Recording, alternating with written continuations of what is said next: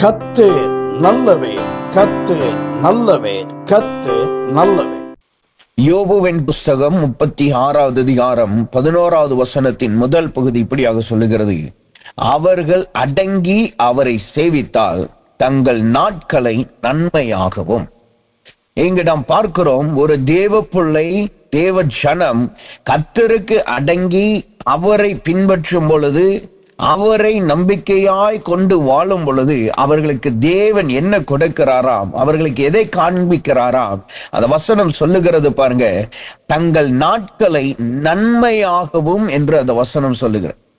யார் தேவ சமூகத்திலே தங்களை அடக்குகிறார்களோ, தங்களுடைய எல்லா சுய எண்ணங்கள், தங்களுடைய எல்லா சுய விருப்பங்கள், எல்லா லௌகிகத்தின் எண்ணங்கள் எல்லாவற்றையும் தெய்வ சமூகத்தில் ஒப்பு கொடுத்து, கர்த்தர் சொல்லுகிறதை மாத்திரம் செய்வேன், கர்த்தருக்காகத்தான் நான் வாழ்வேன், அவர் என்னை ரட்சித்திருக்கிறார், நான் அவருக்காக நான் எப்பொழுதும் நிற்பேன் என்று சொல்லி யாரெல்லாம் தேவ ஜனமாய் காணப்படுகிறார்களோ, தேவனிடத்திலே அடங்கி காணப்படுகிறார்களோ, அவர்களுடைய வாழ்க்கையை தேவன் எப்படியாய் மாற்றுகிறாராம்? நன்மையுள்ள வாழ்க்கையாய் மாற்றுகிறார்.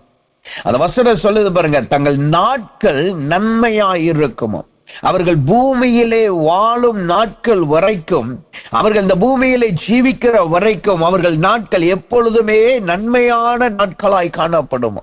அப்ப இங்கு சொல்லப்படுகிறது, நன்மையான நாட்களை கர்த்தர் தம்முடைய ஜனத்துக்கு கொடுக்கிறார்.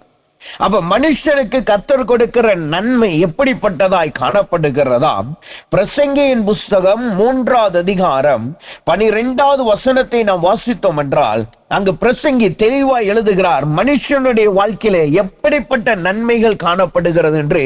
அந்த பிரசங்கியின் புஸ்தகம் 3வது அதிகாரம் 12வது வசனத்திலே பிரசங்கி சொல்லுகிறார் பாருங்க, மகிழ்ச்சியாய் இருப்பதும் உயிரோடு இருக்கையில் நன்மை செய்வதுமே அல்லாமல் வேறு நன்மையும் மனுஷனுக்கு இல்லை என்று அறிந்தேன். அங்கு பிரசங்கி சொல்லுகிறார் பாருங்க, எது நன்மையாய் காணப்படுகிறதாம்? கர்த்தருக்கு அடங்குகிறவர்களுக்கு தங்கள் வாழ்நாள் முழுவதும் கர்த்தர் நன்மை செய்கிறார் என்றால், எப்படிப்பட்ட நன்மையை தம்முடைய ஜனங்களுக்கு கர்த்தர் கொடுக்கிறாராம்? மகிழ்ச்சியாய் இருப்பதும் உயிரோடு இருக்கையில் நன்மை செய்வதுமே அல்லாமல் வேறு நன்மை இந்த மனுஷனுக்கு இல்லை என்று அறிந்தேன். இந்த பூமியிலே பார்த்தீர்கள் என்றால் ஒவ்வொருவரும் ஒவ்வொரு நன்மைக்காகத்தான் ஓடுகிறார்கள். அதை ஆதாயம் என்று சொல்லிக் கொள்ளுகிறார்கள். நீங்க ஒரு மனுஷனிடத்துல போய் நீங்க உதவி கேட்கிறீங்களோ, அல்லது ஒரு மனுஷனை வைத்து ஏதாவது ஒரு காரியத்தை நீங்க செய்ய நினைத்தீங்கன்னா, அவர்கள் கேட்கிற முதல் வார்த்தை அல்லது அவர்கள் நினைவில் வருகிற முதல் எண்ணம் என்னவென்றால், இதனால எனக்கு என்ன நன்மை இருக்கிறது, இதனால என் குடும்பத்திற்கு, என்னுடைய வாழ்க்கைக்கு என்ன நன்மை இருக்கிறது என்று சொல்லி தங்களுடைய நன்மைக்காய், தங்களுடைய காரியத்திற்காய் அநேக காரியங்களை செய்கிறவர்களாய் காணப்படுகிறார். இது சில நேரங்கள்ல இல்ல, அநேக நேரம் தேவ ஜனங்களையும் சரி உலகத்தின் ஜனங்களை தவறான காரியத்திற்கு இழுத்து செல்லுகிறதாய் காணப்படுகிறது. அதனாலதான் நம்ம பார்க்கிறோம், அநேக இடங்களிலே லஞ்சம் வாங்குறதை நாம் பார்க்கிறோம். அநேக நேரங்களிலே முறையான காரியங்களை செய்யாமல் முறைகெட்ட காரியங்களை செய்கிறதை நாம் பார்க்கிறோம். காரணம் என்னவென்றால், தங்களுடைய சுய லாபத்திற்கு அது என்ன நன்மை வைக்குமோ அதைத்தான் அவர்கள் பார்க்கிறவர்களாய் காணப்படுகிறார்கள். அப்ப இந்த உலகமே தனக்கு எது நன்மை, தன் குடும்பத்துக்கு எது நன்மை, தன் வாழ்வுக்கு எது நன்மை, அதை நோக்கிதான் ஓடிக்கொண்டே இருக்கு. ஆனால் இங்கு வசனம் சொல்லுது பாருங்க, தேவனை சேவிக்கிறவர்களுக்கு கர்த்தர் 2 விதமான நன்மையை வைத்திருக்கிறாராம். அவர்கள் இந்த பூமியிலே வாழும் நாட்கள் முழுக்கவும் கர்த்தர் இந்த 2 நன்மையை கொடுக்கிறவராய் காணப்படுகிறார். அந்த 2 நன்மை என்னவாம்? அந்த வசனம் சொல்லுகிறது பாருங்க, மகிழ்ச்சியாய் இருப்பதும் 2வது நன்மை செய்கிறதும். மகிழ்ச்சியாய் இருப்பதும் 2வது நன்மை செய்வதும் ஒரு மனுஷனுடைய வாழ்க்கையிலே அவர்களுக்கு கிடைக்கிற நன்மையாய் காணப்படுகிறது. நம்மளுக்கு எவ்வளவுதான் பொருட்கள் இருந்தாலும் சரி, எவ்வளவுதான் பணங்கள் இருந்தாலும் சரி, எவ்வளவுதான் ஆஸ்தி அந்தஸ்துகள் இருந்தாலும் சரி, நம்முடைய வாழ்க்கையிலே மகிழ்ச்சி இல்லாமல் இருந்தால், அல்லது அந்த பணத்தையும் அந்த செல்வத்தையும் வைத்து நம்ம திக்கற்றவர்களுக்கும் அனாதைகளுக்கும் மற்றவர்களுக்கு நம்மளால் உதவி செய்ய முடியாது போனால், அதனால் நம்மளுக்கு எந்த ஒரு நன்மையும் கிடையாது. உலகத்தின் பார்வையிலே நம்ம பெரியவர்கள், பணக்காரர்கள், செல்வந்தர்கள், பொருட்கள் எல்லாமே இருக்கு. ஆனால் மனதிலே நிம்மதி இல்லாத வாழ்க்கையாய் காணப்படுகிறது. வெளியிலே பார்க்க நல்ல ஆடம்பரமான வாழ்க்கை, வெளியில பார்க்க எல்லாரும் முன்னாடி சிரிப்பாய் இருக்கிறார்கள், சிரித்துக் கொண்டிருக்கிற வாழ்க்கை. ஆனா உள்ள குடும்பத்துக்குள்ளாக, தன் இருதயத்துக்குள்ளாக சோர்வும் கவலைகளும் போராட்டமும் இருக்கும் என்றால் அது நன்மையற்ற வாழ்க்கை என்று வேதம் நம்மளுக்கு சுட்டி காட்டுகிறதாய் காணப்படுகிறது. ரீசெண்ட் டேஸ்ல ஒரு நியூஸ்ல ஒரு காரியத்தை நான் பார்த்தேன். Facebookல வருகிற போஸ்ட் கிடையாது, லைவ் என்னன்னா உடனே அப்பயே நடக்கிறது, அப்படியே அங்க Facebookல அவங்கள பார்த்துக்கிட்டு இருக்க எல்லாத்துக்கும் தெரியும். அப்ப அந்த லைவ்லயே ஒரு கணவன் தன் மனைவியை கொலை செய்கிறதை அந்த நியூஸ்ல நான் படித்தேன். அவங்க 2 பேரும் பாத்தீங்கன்னா அவங்களை இன்ஃப்ளூயன்சர் என்று சொல்லிக் கொள்கிறார்கள். ஏன்னா அவங்க Facebookலயும் சரி, இன்ஸ்டாகிராம்லயும் சரி, யூடியூப்ல நிறைய பங்காளர்களை வச்சிருக்கிறாங்க, சப்ஸ்கிரைபர்ஸ் வச்சிருக்கிறாங்க. அதன் மூலமா இவர்களுக்கு ஆதாயம் வருகிறது, அதன் மூலமா இவர்களுக்கு அந்த குடும்பத்திற்கு தேவையான பணம் வருகிறது. Facebook மூலமாகவும் இன்ஸ்டாகிராம், யூடியூப் மூலமாய் வருகிறது. இவங்க அந்த குடும்பத்தை பத்தி அந்த பங்காளர்களுக்கு தெரிந்தது என்னன்னா, அவங்க ஒரு நல்ல குடும்பம், 2 கணவனையும் மனைவி பிரிக்க முடியாது இணைந்திருக்கிற குடும்பம் என்று நினைக்கிறேன். நீங்க அந்த கமெண்ட்ஸ்ல போய் பாத்தீங்கன்னா, அந்த கேஸை இன்வெஸ்டிகேட் பண்ணுன டிடெக்டிவ்ஸ் என்ன சொல்றாங்கன்னா, அவங்க 2 பேரும் சண்டை போட்டதோ, அவங்க 2 பேத்துக்குள்ளாக இருக்கிற மன வருத்தம் யாருக்குமே தெரியல. வீடியோல பார்க்கிறது, லைவ்ல பார்க்கிறதை மக்கள் ஜனங்கள் பார்த்து அதை நம்பி அதுதான் உண்மை என்று நினைத்து கொண்டு இருக்கிறார்கள். ஆனா ஒரு நாள் என்ன நடந்தது, இந்த கணவனும் மனைவியும் வீடியோல 2 பேருமே இருக்கிறாங்க. அவர்களுக்கு ஒரு சின்ன பையன், ஒரு 5 வயது தான் ஒரு பையன், 5ல இருந்து 6 வயசு தான் ஒரு பையன் இருப்பான். இந்த கணவனும் மனைவி வீடியோல வந்து எப்பயும் போல சந்தோஷமா இருக்கிறாங்க, சந்தோஷமா எல்லாத்தையும் சிரிச்சு பேசுறாங்க, நிறைய அட்வைஸ் கொடுக்கறாங்க, எப்படி கணவன் மனைவி ஒன்னா இருக்கணும்னு அட்வைஸ் கொடுக்கறாங்க, நிறைய காரியங்களை பேசிக்கிட்டு இருக்காங்க, சந்தோஷமா இருக்கிற மாதிரி காமிச்சுக்கிட்டு இருக்காங்க. அப்ப திடீர்னு ஒரு பிரச்சனை வருகிறது, அவர்களுக்குள்ளாக அந்த பேசின வார்த்தையில ஒரு முரண் வருகிறது. அப்ப வீட்டுல அவர்கள் இந்த துணி துவைக்கிற, இந்த லாண்ட்ரி பண்ணுகிற காரியத்தை குறித்து ஒரு பிரச்சனை வருது. நீ ஏன் லாண்ட்ரி பண்ணலன்னு சொல்லி கணவன் கேட்க, மனைவி வந்து நீ ஏன் இன்னைக்கு பண்ணல அப்படின்னு சொல்லி கேட்க, 2 பேருக்குள்ளேயும் கொஞ்சம் வாக்குவாதம் வர ஆரம்பிக்குது. எப்ப லைவ்லயே அவர்கள் லைவ்ல இருக்கிறோங்கிறத, நேரலையில இருக்கிறோங்கிறத மறந்து போய் அவர்கள் 2 பேரும் சண்டை போட்டு, கணவன் கோபத்தின் நிமித்தமாக அந்த அவசரத்துல அவன் தன் மனைவியை கொலை செய்து விடுகிறான்.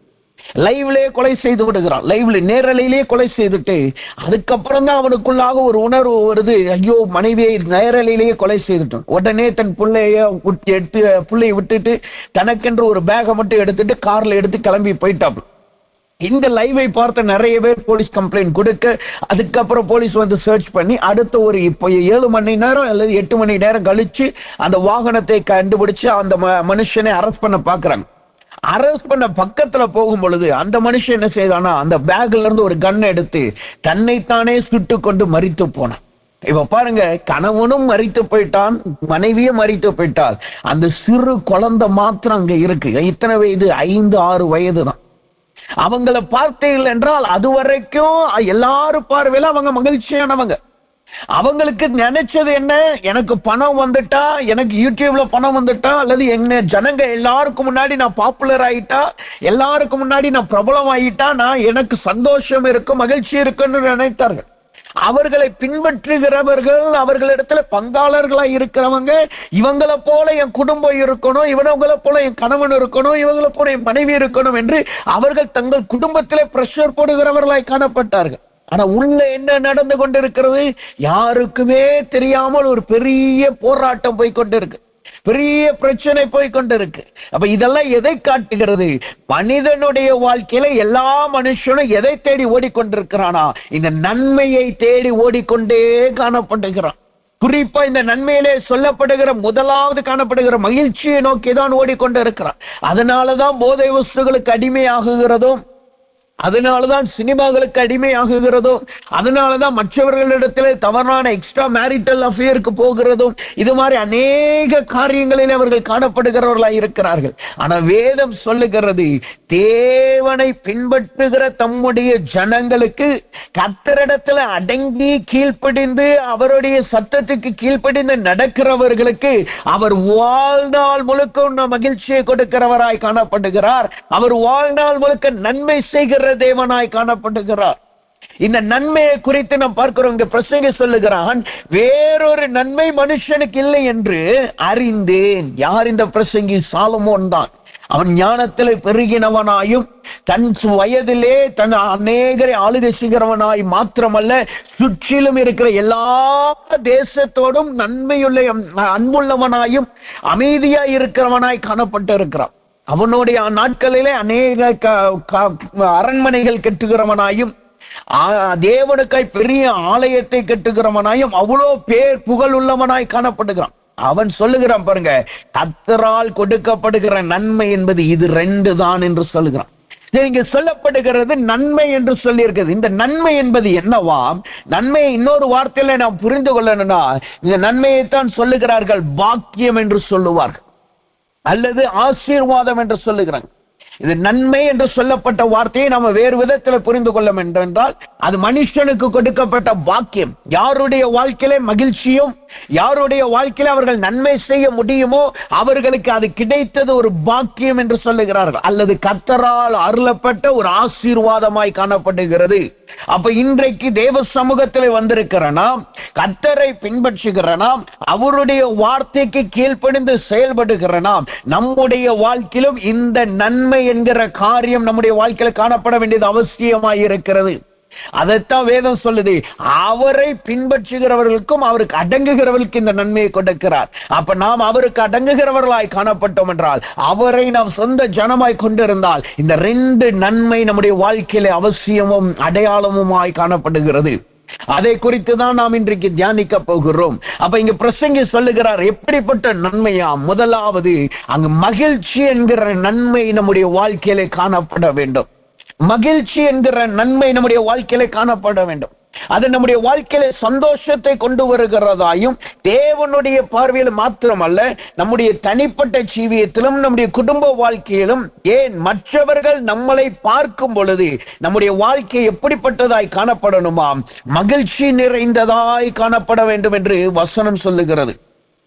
லூக்கா 1:14 சொல்லுது, உனக்கு சந்தோஷமும் மகிழ்ச்சியும் உண்டாகும், அவன் பிறப்பின் நிமித்தம் அநேகர் சந்தோஷப்படுவார்கள். அவன் பிறப்பின் நிமித்தம் அநேகர் சந்தோஷப்படுவார்கள். இங்க பாருங்க, யாரை குறித்து சொல்லுகிறது? யோவானை குறித்து சொல்லுகிறது. யோவானுடைய பிறப்பு சகரியாவுக்கும் எலிசபெத்துக்கும் சந்தோஷத்தின் மகிழ்ச்சியை கொண்டு வருகிறது மாத்திரமல்ல, அது அவனை நிமித்தமாய் எல்லாரும் சந்தோஷப்படுகிறவர்களாய் இருந்தார்கள். இதுதான் ஒரு அபிஷேகிக்கப்பட்ட தேவ பிள்ளையின் அடையாளமாய் காணப்படுகிறது. நம் நிமித்தமாய் நம்முடைய குடும்பம், நம் நிமித்தமாய் நம்முடைய வாழ்க்கை, நம் நிமித்தமாய் நம் வேலை செய்கிற ஸ்தலங்கள், நம் நிமித்தமாய் நம்முடைய ஊழியங்கள், நம் நிமித்தமாய் நம்மை சுற்றி இருக்கிற எல்லாரும் எப்பொழுது சந்தோஷ நிறைந்தவர்களாய் காணப்படணும். அந்த வார்த்தை சொல்லுது பாருங்க, அவன் பிறப்பின் நிமித்தம் அநேகர் சந்தோஷப்பட்டார்கள். இன்றைக்கு நம்முடைய வாழ்க்கை எப்படி காணப்படுகிறது? இந்த நன்மை என்கிற முதலாவது நன்மையை நாம் பெற்றவர்களாய் நாம் காணப்படுகிறோமா? நம் நிமித்தமாய் நம்மளை சுற்றி இருக்கிற எல்லாரும் சந்தோஷம் நிறைந்தவங்களா இருக்கிறாங்களா? இல்லது இவன் வந்தாலே ஒரு கலக்கம் வரும்பா, இந்த மனுஷன் வந்தாலே ஒரு கவலை வரும்பா, இந்த மனுஷன் வந்தாலே ஏதாவது ஒண்ணு பேசிக்கொண்டே இருப்பாப்ல. அதுவும் நன்மையான வார்த்தைகள் வாயிலிருந்து வராது. என்ன குறை கண்டுபிடிக்கலாம், எதுல குறை கண்டுபிடிக்கலாம், அல்லது எப்படி சண்டை இழுக்கலாம் சொல்லி எப்ப பார்த்தாலும் அவனுடைய வாழ்வியல் இருந்தும் சரி, வாழ்க்கையில் இருந்தும் சரி, வாயில் இருந்தும் சரி, எந்த ஒரு மகிழ்ச்சியும் வராதுன்னு சொல்லி நம்மளை பார்த்தாலே துக்கப்படுகிறவர்களா இருக்கிறார்களா? அப்படி இருக்கிறார்கள் என்றால் நம்முடைய வாழ்க்கையில இன்னும் இந்த நன்மை வரவில்லை என்பதை நாம் புரிந்து கொள்ள வேண்டும். அப்போ ஒரு தேவ பிள்ளையினுடைய அடையாளம் என்ன? ஒரு அபிஷேகிக்கப்பட்ட ஆவிக்குரிய ஜனத்தினுடைய அடையாளம் என்ன? அவர்கள் வாழ்க்கையிலும் அவர் குடும்பத்திலும் அவர்களை சுற்றிலும் அவர்கள் நிமித்தமாய் எப்பொழுதும் ஒரு சந்தோஷமும் மகிழ்ச்சி இருந்து கொண்டே இருக்க வேண்டும். அதுதான் ஒரு தேவ பிள்ளையின் அடையாளமாய் காணப்படுகிறது. இந்த மகிழ்ச்சி நம்முடைய வாழ்க்கையில எப்படிப்பட்டதாய் காணப்படணும், அல்லது எப்பொழுதெல்லாம் இந்த மகிழ்ச்சி இருக்கணுமா? வசனம் சொல்லுகிறது, லேவியராகமத்தின் புஸ்தகம் 23வது அதிகாரம் 40வது வசனத்தை நீங்க படிச்சு பார்த்தீங்கன்னா, லேவியராகமத்தின் புஸ்தகம் 23வது அதிகாரம் 40வது வசனம் இப்படியே சொல்லுகிறது. அதன் கடைசி பகுதி இப்படியே சொல்லுகிறது, உங்கள் தேவனாகிய கர்த்தருடைய சந்நிதியில் 7 நாளும் மகிழ்ச்சியாயிருங்கள். தேவனாகிய கர்த்தருடைய சந்நிதியில் 7 நாளும் மகிழ்ச்சியாயிருங்கள். நம்முடைய வாழ்க்கையிலே காணப்படுகிற இந்த நன்மையின் மகிழ்ச்சி எவ்வளவு நாள் நம்மிடத்துல இருக்கணுமா? ஞாயிற்றுக்கிழமை சபைக்கு போறதுனால மாத்திரம் அந்த சந்தோஷம் இருக்கக்கூடாது. திங்கக்கிழமை வேலைக்கு போன உடனே அது மறைஞ்சு போயிடக்கூடாது. அல்லது சபையில இருக்கும்போது அந்த சந்தோஷம் இருந்துட்டு வீட்டுக்கு வந்த உடனே, கணவனை பார்த்த உடனே, மனைவியை பார்த்த உடனே அந்த சந்தோஷம் போயிடக்கூடாது. அல்லது 2 நாள் சந்தோஷமா இருந்துட்டு 3 நாள் சந்தோஷம் இல்லாமல் சண்டையோடு சச்சரவோடு காணப்படக்கூடாது. எப்படிப்பட்ட சந்தோஷம் இருக்கணுமா? எவ்வளவு நாள் அந்த சந்தோஷம் காணப்படணுமா? 7 நாளும் மகிழ்ச்சியாயிருங்க. இந்த 7 என்பது எதை காட்டுகிறது? அது 1 வாரத்தின் முழுமையை காட்டுகிறது. 2வது அது பரிபூரணத்தை காட்டுகிறது, பூரணத்தை காட்டுகிறது. அப்ப நம்முடைய வாழ்க்கையிலே அந்த வாரம் முழுக்க, திங்கள் ஞாயிறிலிருந்து அடுத்த ஞாயிற்றுக்கிழமை வர்ற வரைக்கும், இந்த ஞாயிறிலிருந்து அடுத்த சனிக்கிழமை இரவு வரைக்கும் நம்ம சந்தோஷமா இருக்கணும், நம் மகிழ்ச்சி நிறைந்தவர்களாய் காணப்படணும். அல்லது வாழ்நாள் முழுக்க ஒவ்வொரு நாளும் நம் மகிழ்ச்சியிலே நிரப்பப்பட்டவர்களாய் காணப்படணும். அதுதான் வசனம் சொல்லுது பாருங்க, 7 நாளும் கர்த்தருடைய சந்நிதியிலே மகிழ்ச்சியாயிருங்கள். இதை குறித்துதான் புதிய ஏற்பாட்டு புஸ்தகத்திலே பிலிப்பியரின் புஸ்தகம் 4வது அதிகாரம் 4வது வசனத்துல நீங்க படிச்சு பார்த்தீங்கன்னா அந்த வார்த்தை இன்னும் தெளிவாய் சொல்லுகிறது. பிலிப்பியரின் புஸ்தகம் 4வது அதிகாரம் 4வது வசனம் சொல்லுது, கர்த்தருக்குள் எப்பொழுதும் சந்தோஷமாயிருங்கள், சந்தோஷமாயிருங்கள் என்று மறுபடியும் சொல்லுகிறேன். வசனத்தை பாருங்க, 2 தடவை சந்தோஷம் என்கிறது வருது. நீங்க வேதத்துல எங்கெல்லாம் 2 தடவை அந்த வார்த்தை வருகிறதோ அது மீண்டும் உறுதிப்பட சொல்லுகிறதை காட்டுகிறது. அது கட்டாயமா அது இருக்கணும் என்று சொல்லுகிறது. நீங்க வேதத்துல பாத்தீங்கன்னா இயேசு கிறிஸ்து சொல்லும் போது பாத்தீங்கன்னா, காதுள்ளவன் கேட்க கடவன், மெய்யாகவே மெய்யாகவே நான் உங்களுக்கு சொல்றேன். அப்பன்னா என்ன அர்த்தம்? அது கண்டிப்பா நிறைவேறும், அது கண்டிப்பா நடக்கும், அல்லது அது கண்டிப்பா அதன்படி காணப்படணும். அதுதான் அதனுடைய அர்த்தம். அதே போல இங்க வசனம் சொல்லுது, சந்தோஷமாயிருங்கள், எப்பொழுது சந்தோஷமாயிருங்கள், சந்தோஷமாயிருங்கள் என்று மறுபடியும் உங்களுக்கு சொல்லுகிறேன். அப்ப நம்முடைய வாழ்க்கை எப்படிப்பட்டதா இருக்கணுமாம்?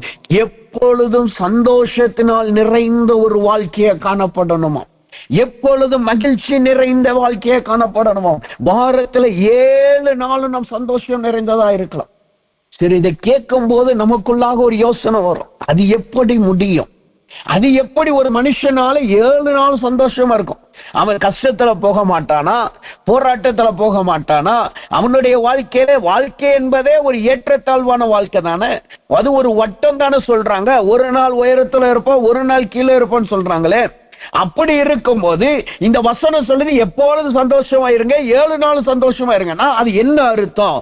அப்படி எப்படி ஒரு மனுஷனால வாழ முடியும்? நீங்க பாத்தீங்கன்னா இதுக்கு சிறந்த உதாரணத்தை நீங்க வேதத்துல இருந்து பாத்தீங்கன்னா பவுலை குறித்து நீங்கள் பார்க்க முடியும். அப்போஸ்தலரின் புஸ்தகம் 16வது அதிகாரம் 25வது வசனம். அப்போஸ்தலர் புஸ்தகம் 16வது அதிகாரம் 25வது வசனத்தை நீங்க படிச்சு பார்த்தீங்கன்னா அந்த வார்த்தை சொல்லுகிறது, நடு ராத்திரியிலே பவுலும் சீலாவும் ஜெபம் பண்ணி தேவனை துதித்து பாடினார்கள். காவலில் வைக்கப்பட்டவர்கள் அதை கேட்டுக் கொண்டிருந்தார்கள். பவுல் சீலாவை குறித்து பாருங்க, அவர்கள் என்ன செய்கிறார்களா? ராத்திரியில அவர்கள் ஜெபம் பண்ணி தேவனை துதித்து பாடினார்களாம். அவர்கள் அந்த நிலைமையில இருக்கும் போது, அது மேலோட்டமா பார்க்கும்போது அவர்கள் சிறைச்சாலையில் இருந்தாங்கன்னு நம்மளுக்கு தெரியும். ஆனா அதுக்கு முன்னாடி இருக்கிற வசனங்களை நீங்க படிச்சு பார்த்தீங்கன்னா 23வது வசனத்தையும், அதாவது 22ல இருந்து நீங்க படிச்சு பார்த்தீங்கன்னா வசனம் சொல்லுது, அப்பொழுது ஜனங்கள் கூட்டம் கூடி அவர்களுக்கு விரோதமாய் எழும்பினார்கள். அதிகாரிகள் அவர்கள் வஸ்திரங்களை கிழித்து போடவும் அவர்களை அடிக்கவும் சொல்லி அவர்களை அநேக அடிகளினால் அடித்த பின்பு, ஒன்னே அவர்களுக்கு விரோதமாய் ஜனங்கள் விரோதமாய் எழும்புகிறாங்க. சுத்தி இருக்கிற தன்னுடைய யூதர்கள், தன்னுடைய நேசிக்கிற ஜனங்கள் அல்லது தன்னுடைய கோத்திரத்தார், தன்னுடைய ஜனமாய் இருக்கிற தன்னுடைய தேசத்தின் ஜனங்களே அவங்களுக்கு விரோதமாய் எழும்புகிறாங்க. ரெண்டு, அவர்களுடைய வஸ்திரங்கள் கிழிக்கப்பட்டு போனதாம். வஸ்திரங்கள் என்பது என்ன? அது ஒரு மேன்மையை காட்டுகிறது. அப்ப அவர்களுக்கிடத்துல இருந்த மேன்மை அவர்களிடத்திலிருந்து எடுக்கப்பட்டு போகிறது, கிழிக்கப்பட்டு போகிறது. ஒரு தாழ்மை அவர்கள் வாழ்க்கையில வர ஆரம்பிக்கிறது. அடுத்த வார்த்தை சொல்லுது பாருங்க, அநேக அடிகளினால் அவர்களை அடித்து, அநேக அடிகளினால் அடித்து. அப்படின்னா என்ன? அநேக வேதனைக்குள்ளாக அவர்கள் கடந்து போகிறார்கள், அநேக வேதனைக்குள்ளாய் கடந்து போகிறார்கள். இப்படிப்பட்ட சூழ்நிலை மாத்திரமல்ல, அடுத்த வார்த்தை சொல்லுது பாருங்க, அவர்களை பத்திரமாய் காக்கும்படி சிறைச்சாலையின் உட்காவலிலே அவர்களை வைத்தார். உட்காவல் என்பது என்னன்னா, சிறைச்சாலையில 3 பகுதி இருக்கும். ஒன்னு மேல இருக்கிற மேலோட்டமா இருக்கிற காவல்ல இருக்கிறவங்க, அவங்க சின்ன சின்ன தண்டனை அனுபவிச்சுட்டு வந்தவங்க. அடுத்து இருக்கிற காவல்ல இருக்கிறவங்கன்னா, அடுத்த நிலைமையில இருக்கவங்க ஒரு பெரிய தண்டனை அனுபவிச்சுட்டு வந்தவங்க. இப்படிதான் 3 விதமான காவல் தான் நீங்க யூதர்களுடைய நாட்களில் ரோமர்களுடைய ஆட்சியின் காலத்துல அங்க காணப்பட்டுச்சு. நீங்க உதாரணத்துக்கு அப்போஸ்தலர் 12வது அதிகாரம் பேதுருவை நீங்க பாத்தீங்கன்னா, அவன் 4 காவல் அண்டைகளே அவன் காணப்படுகிறான். இந்த 4 காவல் என்பது அதுதான் 3வது நிலைமையில இருக்கிற காவல். அந்த காவல் பாத்தீங்கன்னா, அவன் இருக்கிற சிறைக்குள்ளேயே 2 காவலர்கள் நிப்பாங்க, சிறைக்கு வெளியில அந்த கதவுக்கு வெளியில 2 காவல் நிப்பாங்க. அதுதான் 3வது காவல். ஆனா இந்த உட்காவல் என்பது அந்த 3வது காவலுக்கும் இந்த காவலுக்கும் நடுவுல இருக்கிற காவல். இவங்களை பாத்தீங்கன்னா, இவங்க சிறைக்குள்ள காவலாளர்கள் இருக்க மாட்டாங்க, சிறைக்கு வெளியில அவங்க நிக்கிறவர்களாய் காணப்படுவார்கள். இந்த 3 காவல் தான் அந்த ரோமருடைய ஆட்சி நாட்களே காணப்பட்டது என்று வரலாறு சொல்லுகிறது. அப்ப இந்த உட்காவலிலே அவர்கள் காணப்பட்டார்கள். இந்த உட்காவல் என்பது கொஞ்சம் இன்னும் கடுமையான காவலாய் காணப்படும், இன்னும் ரொம்ப பாதுகாப்பான இடமாய் காணப்படும். அப்ப இங்க வசனம் சொல்லுது, அவர்கள் உட்காவலிலே காணப்பட்டார்கள் என்று சொல்லுகிறது. அப்ப யோசிச்சு பாருங்க, தங்களுக்காக கூட இருந்த ஜனங்கள் இப்ப அவங்களுக்கு விரோதமா மாறிட்டாங்க. தன்னிடத்துல இருந்த மேன்மையெல்லாம் கிழிஞ்சு போயிருச்சு. 3வது, அவர்கள் பெரிய வேதனைக்குள்ளாய் காணப்படுகிறார்கள். 4வது, அவர்கள் மீது நம்பிக்கை இல்லாமல் அவர்களை தூக்கி உட்காவலிலே போடுகிறவர்களாய் காணப்படுகிறான். அப்ப இவ்வளோ பெரிய போராட்டம், இவ்வளோ பெரிய வேதனை, இவ்வளோ பெரிய கண்ணீரின் பாதை, இதுலதான் பவுல் என்ன செய்கிறார் பாருங்க. பவுலும் சீலாவும் கர்த்தரை ராத்திரியிலே ஸ்தோத்தரித்து தேவ சமூகத்திலே அவர்கள் ஜெபம் பண்ணி தேவனை துதித்து பாடினார்கள். இது எதை காட்டுகிறது? எப்பொழுதும் மகிழ்ச்சியா இருங்கன்னா என்ன அர்த்தம்? போராட்டமே வராதுங்கிற அர்த்தம் கிடையாது, பிரச்சனையே வராதுங்கிற அர்த்தம் கிடையாது. அந்த பிரச்சனையிலும் போராட்டத்திலும் கர்த்தர் என்னை விடுவிக்க வல்லவராய் இருக்கிறார், அவர் எனக்கு போதுமானவராய் காணப்படுகிறார். என் வஸ்திரம் கிழிக்கப்பட்டாலும், எனக்கு அடிகள் விழுந்தாலும், எனக்கு பாடுகள் வந்தாலும், நான் பரமபிதா என்னோடு கூட இருக்கிறார் என்கிற நம்பிக்கை இருக்கல்லவா, அந்த வைராக்கியம் இருக்கல்லவா, அதுதான் நமக்கு எப்பொழுது மகிழ்ச்சியை கொண்டு வருகிறதாய் காணப்படுகிறது. ஒரு தேவ பிள்ளையினுடைய வாழ்க்கை இப்படிப்பட்ட மகிழ்ச்சியில தான் நிரம்பி இருக்கணும். ஒரு சின்ன போராட்டத்தை பார்த்த உடனே, சின்ன பிரச்சனையை பார்த்த உடனே, சின்ன ஒரு கிரியைகளை பார்த்த உடனே நாம் சோர்ந்து போயிடக்கூடாது. நாம் அழுகையிலே நிரப்பப்பட்டவர்களாய் காணப்படக்கூடாது. நாம் அழுகிறது எங்க இருக்கணும்? தேவ சமூகத்தில் இருக்கணும். ஆனால் மற்றவர்கள் கேட்கிற எதுவா இருக்கணுமா? கர்த்தரை துதிக்கிறதாய் காணப்படும். அந்த வசனம் தெளிவாய் சொல்லுது பாருங்க, தேவனை நோக்கி ஜெபம் பண்ணி அவர்கள் கர்த்தரை துதித்து பாடினார்கள். தேவனை நோக்கி ஜெபம் பண்ணி, ராத்திரியிலே அவர்கள் ஜெபம் பண்ணி கர்த்தரை துதித்து பாடினார்கள். ஆனா இன்னைக்கு நம்ம இது அப்படியே தலைகளாய் நாம் செய்கிறோம். என்ன செய்யறோம்? தேவ சமூகத்துல போனா கொஞ்ச நேரம் நல்ல பாட்டு போடுறோம், அதுக்கப்புறம் நம்மளால ஜெபிக்க முடியல, எஞ்சி வந்துடுறோம். ஆனா அந்த பாரத்தை, அந்த அழுகையே, அந்த கஷ்டத்தை என்ன செய்யறோம்?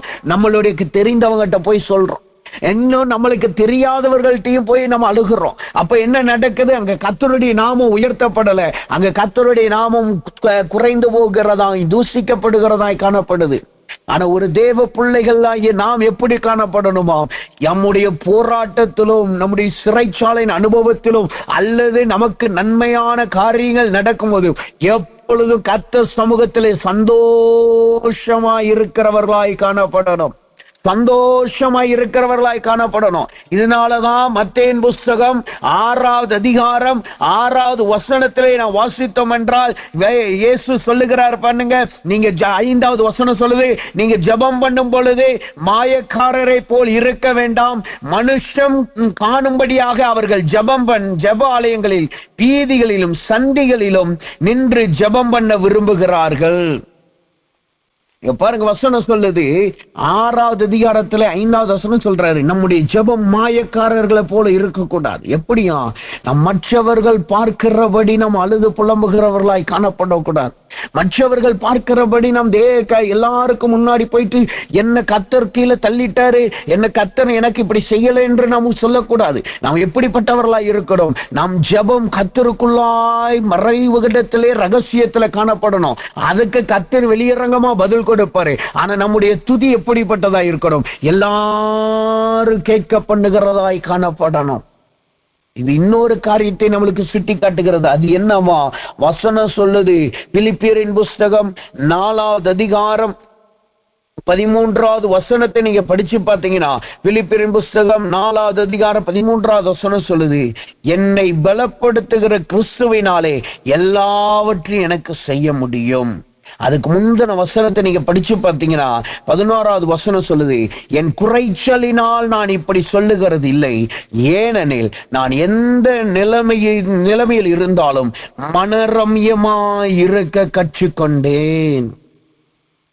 தேவ பிள்ளைகள் எந்த சூழ்நிலையிலும் மனரம்யமாய் இருக்க கற்றுக்கொள்ளணும். அடுத்த வார்த்தை இன்னும் தெளிவா சொல்லுது பாருங்க, 12வது வசனம் பிலிப்பியர் 4:12 சொல்லுது பாருங்க, தாழ்ந்தில் இருக்கவும் எனக்கு தெரியும், வாழ்ந்திருக்கவும் எனக்கு தெரியும், எவ்விடத்திலும் எல்லாவற்றிலும் திருப்தியா இருக்கவும், பட்டினியா இருக்கவும், மனப்பூர்வமுடையவனாய் குறைவுபடவும் போதிக்கப்பட்டேன். வசனம் சொல்லுங்க, தாழ்விலையும் எனக்கு இருக்க தெரியும், வாழ்ந்திருக்கவும் எனக்கு தெரியணும், எவ்விடத்திலும் எல்லாவற்றிலும் திருப்தியா இருக்கவும் தெரியணும், அல்லது பட்டினியா இருக்கவும் நமக்கு தெரியணும், பரிபூர்ணம் அடையவும் குறைவுபடவும் நாம் கற்றுக்கொண்டவர்களாய் காணப்படணும். இன்றைக்கு நிறைய பேர் நிறைய காரியங்களை சொல்றாங்க, தேவனிடத்துல வந்துட்டா நல்ல ஆசீர்வாதம் வரும், நல்ல மேன்மை வரும், உன்னை கர்த்தர் பணக்காரனாய் மாற்றுவார், உனக்கு கர்த்தர் பெரிய செழிப்பை கொடுப்பார். ஒரு விதத்திலே கர்த்தர் நம்மளுக்கு செழிப்பை கொடுப்பார், உண்மைதான். கர்த்தர் நம்மளுக்கு ஆசீர்வாதத்தை கொடுக்கும்படியாகத்தான் நம்மளை நேசிக்கிறார், அதுவும் உண்மைதான். ஆனா இன்னொரு விதத்திலே சில நேரங்களிலே கர்த்தர் நம்மளை இதே பாதையிலே நம்மளை நடத்துகிறவராய் காணப்படுகிறார். சில நேரங்களில் குறைவின் பாதையிலே நம்மளை நடத்துவார், சில நேரங்களிலே நம்மளுக்கு தாழ்வின் பாதையிலே நாம் நடக்க வேண்டியதாய் காணப்படும், சில நேரங்களிலே நம்முடைய இல்லாமையிலே நாம் நடக்க வேண்டியதாய் காணப்படும். அந்த நேரத்துல கர்த்தர் நம்மளோடு இல்லை என்கிறது அர்த்தம் கிடையாது. கர்த்தர் நம்மளோடு இல்லை என்பது அர்த்தம் கிடையாது. அவர் நம்மளோடு கூட இருந்து நம்மளை பலப்படுத்துகிறவராய் காணப்படுகிறார். அதனாலதான் பவுல் சொல்லுகிறார் பாருங்க, என்னை பலப்படுத்துகிற கிறிஸ்துவினாலே எல்லாவற்றையும் எனக்கு செய்ய எனக்கு பலன் உண்டு. இன்றைக்கு எத்தனை பேர் நாம் இதை சொல்ல முடியும்? இதுதான் நம்மளுடைய மகிழ்ச்சிக்கு ஒரு ரகசியமாய் காணப்படுகிறது. நம்முடைய வாழ்க்கையில மகிழ்ச்சி இருப்பதற்கான ரகசியம் என்ன? எந்த சூழ்நிலை என்னை பலப்படுத்த கர்த்தர் கூட இருக்கிறார். நான் சிறைச்சாலையிலே போனாலும் சரி, நான் அரண்மனையிலே உட்காருகிறவனாய் காணப்பட்டாலும் சரி, நான் வீதியிலே உட்காருகிறவனாய் இருந்தாலும் சரி, எல்லா சூழ்நிலையிலும் கர்த்தர் என்னை பலப்படுத்துகிறவராய் இருக்கிறார். மாம்சீகத்துல யோசிக்கும் போது அது கஷ்டம்தான், அது அழுகையை கொண்டு வரதா செய்யும், அது வேதனையை கொண்டு வரதா செய்யும். ஏன்னா நம்ம மாம்சீகம் எதிர்பார்க்கிறது நம்ம நல்லா இருக்கணும், நல்ல வாழ்க்கை வாழணும், எல்லாருக்கும் முன்னாடி உயர்ந்து இருக்கணும், அது உண்மைதான். ஆனா சில நேரங்கள்ல கர்த்தர் நம்மை அனுமதிக்கும் பொழுது அதை நாம் பேச்சுக் கொள்ளுகிறவர்களாய் காணப்படணும், அதிலே நாம் உறுதியுள்ளவர்களாய் காணப்படணும், அதிலே நிலைத்து நிற்கிறவர்களாய் நாம் காணப்படணும். ஏனென்றால் தேவன் நம்மளை பொன்னை போல் சோதிக்கிறவராய் காணப்படுகிறார். நாம் அதுல உறுதியா இருக்கிறோமா, அவர் நன்மைக்காய் பின்பற்றுகிறோமா என்பதை நாம் காணும்படி அவர் சோதிக்கிறவராய் காணப்படுகிறார். இது இப்ப மாத்திரம் கிடையாது, இயேசு பூமியிலே வாழும் நாட்களிலே இது நடந்தது. அவர் பிரசங்கிக்கும் போது ஒரு சத்தியத்தை, கடினமான சத்தியத்தை சொல்றார். சொன்ன உடனே அவர் பின்னாடி வந்த ஜனங்கள் நிறைய பேர் அவரை விட்டு போயிட்டாங்க, அநேகம் பேர் அவரை விட்டு போயிட்டாங்க. காரணம் என்ன? அவர் சொன்ன உபதேசம் கொஞ்சம் கடினமா இருந்துச்சு. அப்ப சீசர்கள் வந்து சொல்றாங்க, ஆண்டவரே இதை பின்பற்றுகிறதுக்கு கடினமானதே, இதனால் நிமித்தமாய் அநேகரிடம் விலகி போயிட்டாங்களேன்னு சொல்லுங்க.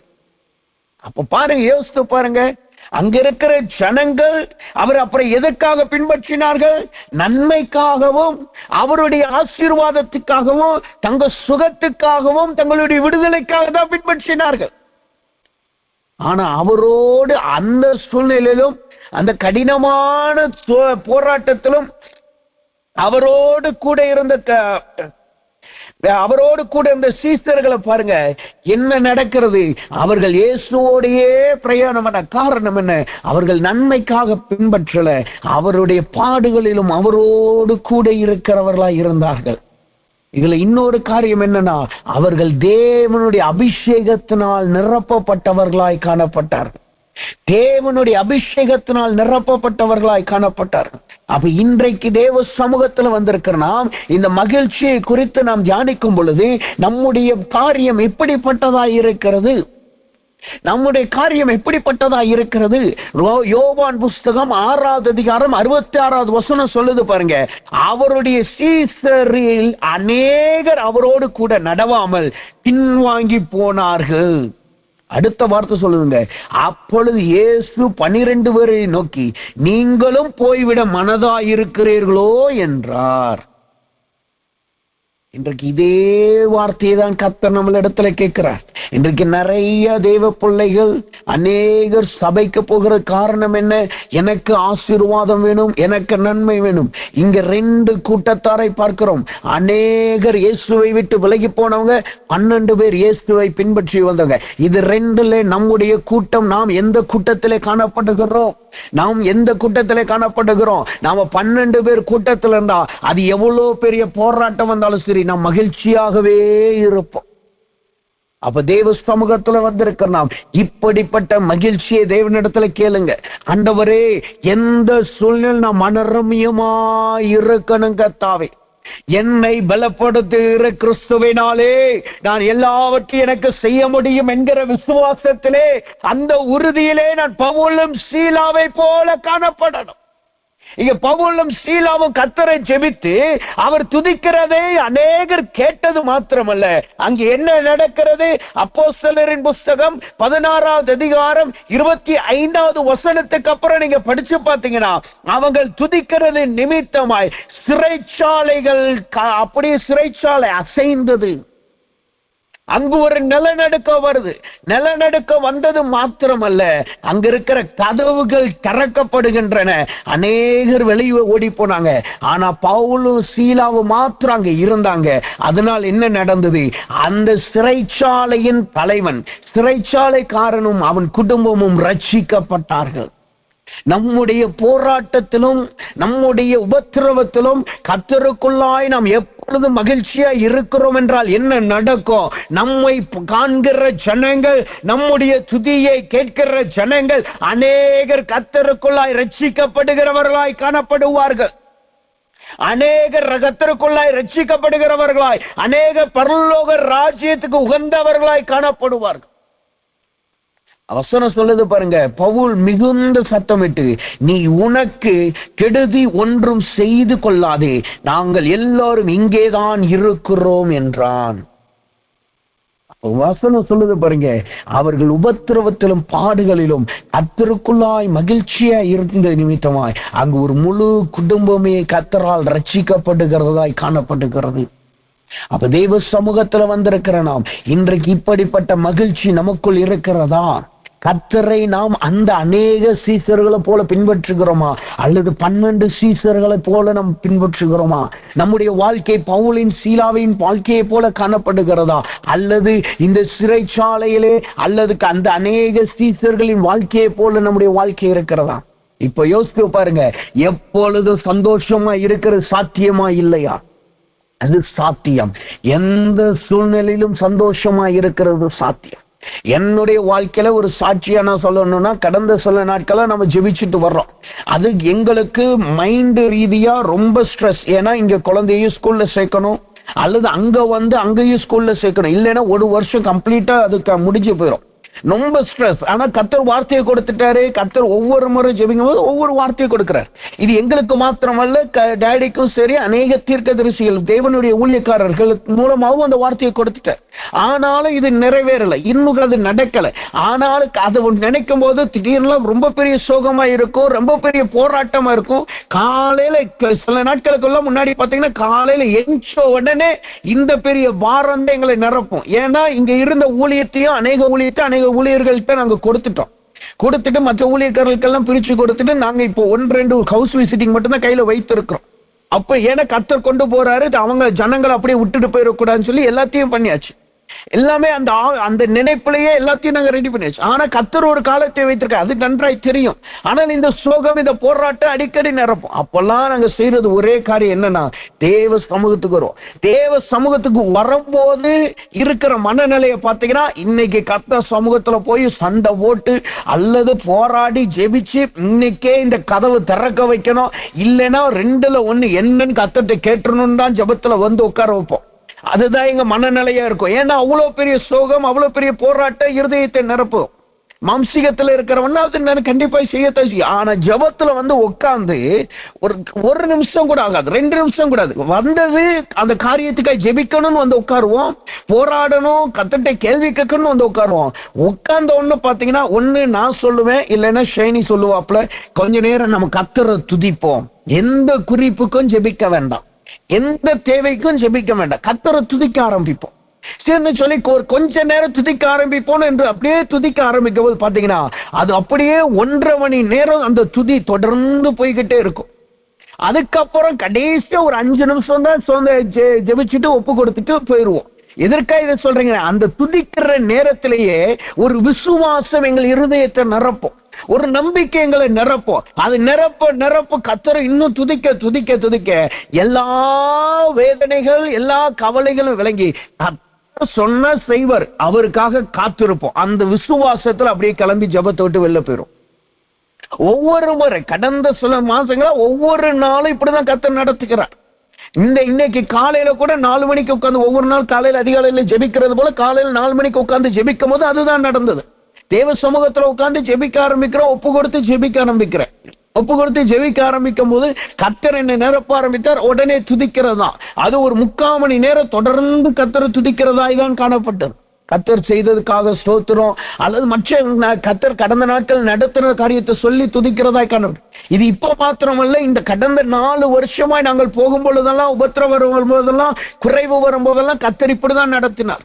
எதற்காக இதை நான் சொல்லுகிறேன்? இதை ஒரு சாட்சியா நான் சொல்லுகிறேன். ஒவ்வொரு தேவ பிள்ளைகளாகிய நாம் எப்பொழுதும் மனரம்யமாய் இருக்க கற்றுக்கொள்ள வேண்டும். இனி வரும் நாட்கள் மிகவும் கொடுமையான நாட்கள், இனி வரும் நாட்கள் மிகவும் உபத்திரவத்தின் நாட்கள், மிகவும் எல்லா பகுதியிலும் போராட்டம் உள்ள நாட்கள்.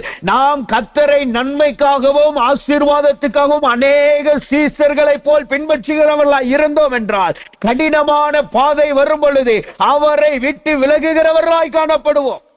அதற்கு பதிலாய் எப்பொழுதும் மனரம்யமாய் இருக்கிற அனுபவமும், கிறிஸ்துவின் பலத்தினாலே எல்லாம் எனக்கு செய்ய முடியும் என்கிற கிருபை நம்ம இடத்துல இருந்தால், நாம் எப்பொழுதும் மகிழ்ச்சியாயும் சீசர்களை போல, 12 சீசர்களை போல, அவர் மரண பரியந்தமும் சரி, அவர் உயிர்த்தெழுதலும் சரி, பங்குள்ளவர்களாய் நாம் காணப்படுவோம். அப்ப தேவ சமூகத்தில் வந்திருக்கிற நாம் இந்த நன்மையை தேவனிடத்திலிருந்து பெற்றுக் கொள்ளுவோமாக. சரி, இங்க வசனம் சொல்லுகிறது, அவர் நமக்கு வாழ்நாள் முழுக்க ஒரு நன்மையை கொடுக்கிறார், மகிழ்ச்சி என்னும் நன்மையை கொடுக்கிறார். சரி, இந்த நன்மை வந்தா எதை குறித்து நாம் மகிழ்ச்சி அடைகிறவர்களாய் காணப்படணுமா? போராட்டத்தை குறிச்சு நம்ம துக்கப்படக்கூடாதுன்னு சொல்லியாச்சு. அதுல மனரம்யமா இருக்கணும்னு கர்த்தர் சொல்லிட்டாரு. அப்ப எதை குறித்து நம் மன மகிழ்ச்சியை காணப்படணும்? எதில் நம் மகிழ்ச்சியை எப்பொழுதும் சந்தோஷமா இருக்கணுமா? வசனம் சொல்லுது பாருங்க. முதலாவதாக எதிலே நம் மகிழ்ச்சியை காணப்படணும்?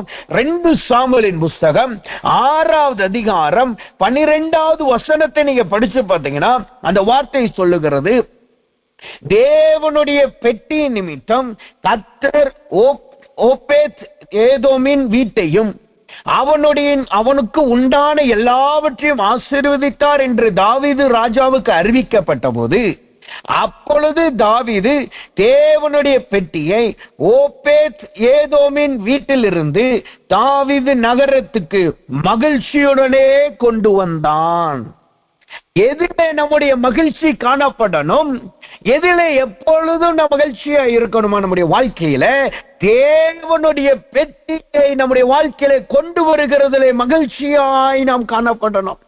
இங்க நடக்குது பாருங்க. தாவீது என்ன செய்கிறான்?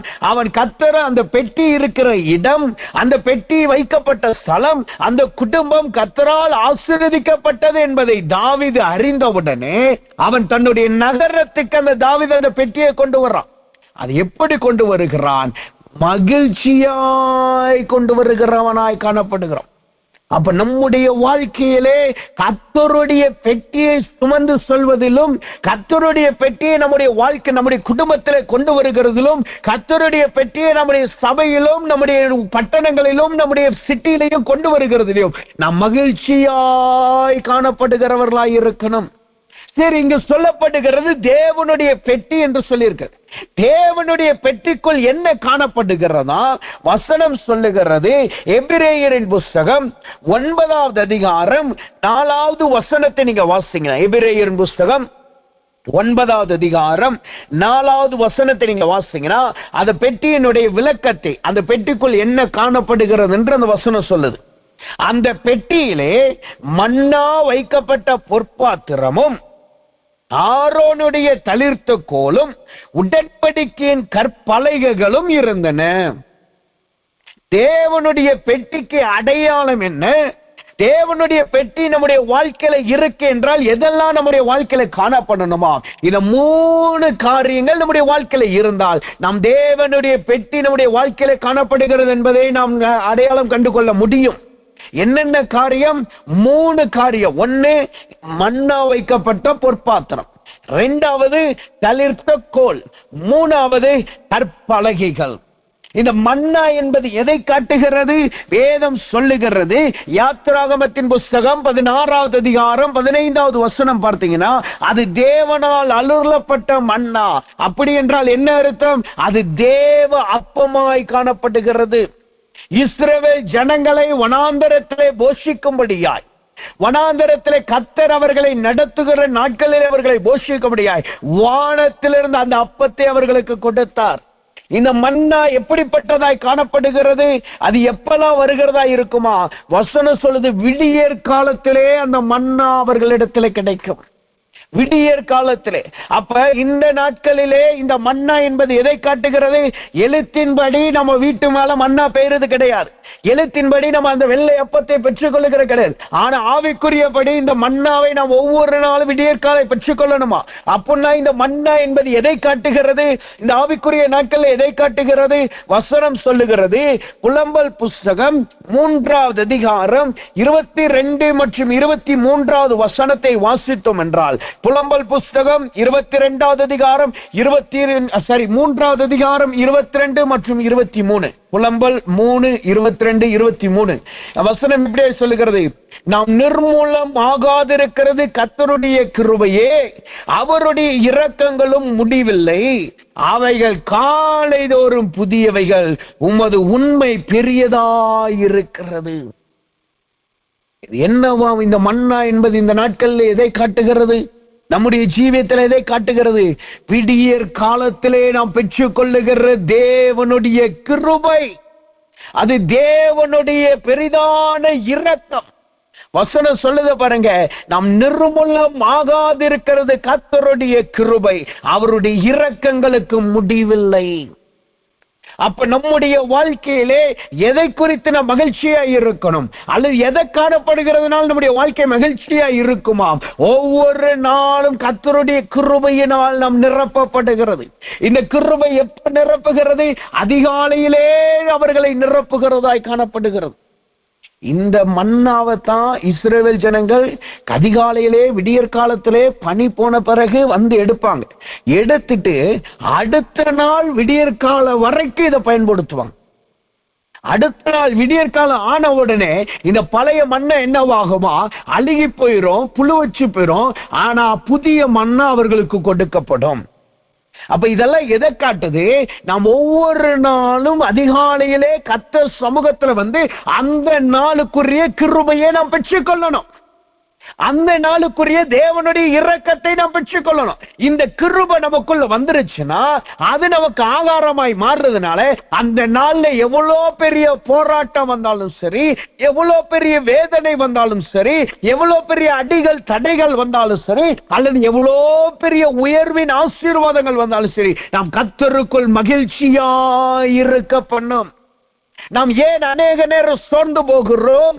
அநேக நேரம் ஏன் நாம் இஸ்ரவேல் ஜனங்களைப் போல முறுமுறுக்கிறவர்களாய் மாறுகிறோம்? இந்த அதிகாலையின் மண்டா நம்முடைய வாழ்க்கையிலே காணப்படாதது நிமித்தமாய், தேவனுடைய பெட்டியின் அந்த பொற்பாதனம் காணப்படாத நிமித்தமாய். அப்ப இந்த காலை வேளையில கேளுங்க, கத்திட்டு கேளுங்க, ஆண்டவரே எனக்கு ஒவ்வொரு நாள் காலையிலும் உம்முடைய மண்டாவை எனக்கு கொடுங்க கர்த்தாவே, உம்முடைய மன்னாவை எனக்கு கொடுங்க ஆண்டவரே, உம்முடைய அப்பத்தை எனக்கு கொடுங்க, உம்முடைய கிருபை எனக்கு கொடுங்க. அந்த நாளை ஜெயிக்கத்தக்கதான, அந்த நாள் போராட்டத்தை ஜெயிக்கத்தக்கதான, அந்த நாளுக்கே மனரம்யமாய் காணப்பட, அந்த நாளுக்கு ஏற்ற பலனை நீர் எனக்கு தாரும் ஆண்டவர் என்று கேளுங்க. இந்த மன்னா நம்முடைய வாழ்க்கையில வந்துருச்சுன்னா அது நம்மளை ஒரு நாளும் சோர்ந்து போக பண்ணாது. ஆகாரம் இல்லாமல் மனிதன் சோர்ந்து போவான். ஆகாரம் இல்லாமல் மனிதன் பலனற்று போவான். அப்ப யோசித்து பாருங்க, ஒவ்வொரு நாளும் நம்முடைய ஆவிக்குரிய ஜீவியத்துல இந்த கிருபை வந்துருச்சுன்னா நாம் எல்லா தடைகளை தகர்த்தெறிகிறவர்களாய் நாம் காணப்படுவோம். இதற்கு நல்ல உதாரணம் சிம்சோன். எப்பெல்லாம் ஆவியானவர் சிம்சோனை நிரப்புகிறாரோ அப்பெல்லாம் அவனால நரிகளை பிடிக்க முடியும். அப்பெல்லாம் கோட்டையின் கதவை உடைச்சிட்டு தோல்ல வச்சுட்டு தூக்கிட்டு போக முடியும்.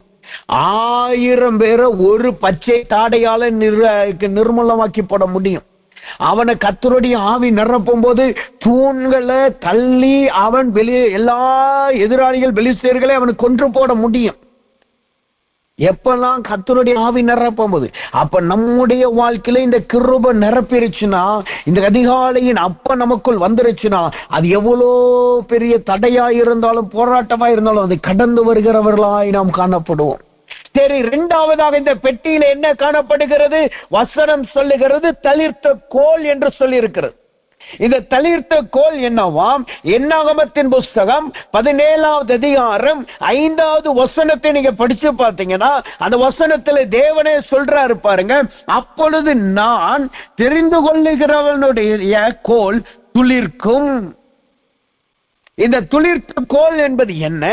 என்னாகமம் 17:5 சொல்லுகிறது, கர்த்தரால் தெரிந்து கொள்ளப்பட்ட அனுபவத்தை காட்டுகிறது. கர்த்தரால் தெரிந்து கொள்ளப்பட்ட அனுபவம். இந்த தெரிந்து கொள்ளப்பட்ட அனுபவம் என்பது என்ன? அவரே நம்முடைய ஆசீர்வாதமும் பங்காய் மாறுகிறார். இங்க இந்த கோல் துளிர்க்கிறது.